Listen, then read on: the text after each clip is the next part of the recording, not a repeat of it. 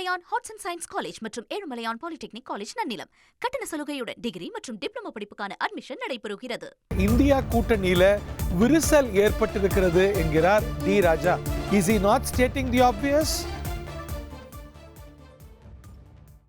India கூட்டணியில விரிசல் ஏற்பட்டிருக்கிறது என்று இந்திய கம்யூனிஸ்ட் கட்சியுடைய மூத்த தலைவர் டி ராஜா அவர்கள் பரபரப்பு பேட்டி அளித்திருக்கிறார். இது தெள்ள தெளிவு, உள்ளங்கை நெல்லிக்கனி.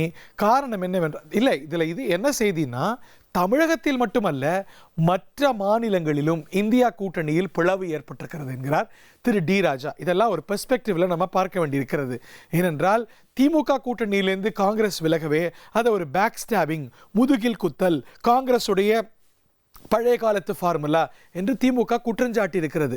அதெல்லாம் தாண்டி ஒரு படி மேலே போய் பாராளுமன்ற சீட்டிங் அரேஞ்ச்மெண்ட்டிலேயே மாற்றத்தை கோரியிருக்கிறது. நாங்கள் காங்கிரஸ் பக்கத்தில் உட்கார மாட்டோம், அது பழைய அரேஞ்ச்மெண்ட், நாங்கள் எதிரெதிர் நிலைப்பாடு எடுத்திருப்பதனால அவங்கள்ட்டேருந்து தள்ளி உக்காத்தி வைங்கன்னு திமுகவுடைய நாடாளுமன்ற குழு பாராளுமன்றத்தை கோரியிருக்கிறது.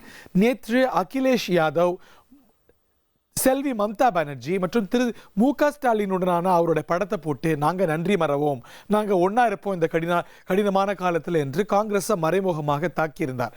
திராவிட முன்னேற்ற கழகமும் கூட காங்கிரஸ் இந்த செயலால் நம்பிக்கையை மற்ற மாநில கட்சிகள் கிட்ட இழக்க நேரிடும் அப்படின்னு சொல்லவே இது ஒரு பிளவை ஏற்படுத்தி இருக்கிறத பார்த்தோம்.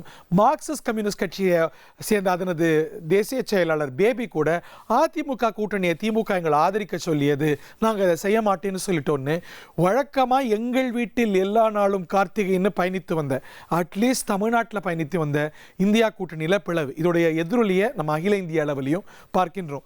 Ezhumalaiyan arts and science college மற்றும் ஏழுமலையான் பாலிடெக்னிக் காலேஜ் நன்னிலம். கட்டண சலுகையுடன் டிகிரி மற்றும் டிப்ளமோ படிப்புக்கான அட்மிஷன் நடைபெறுகிறது.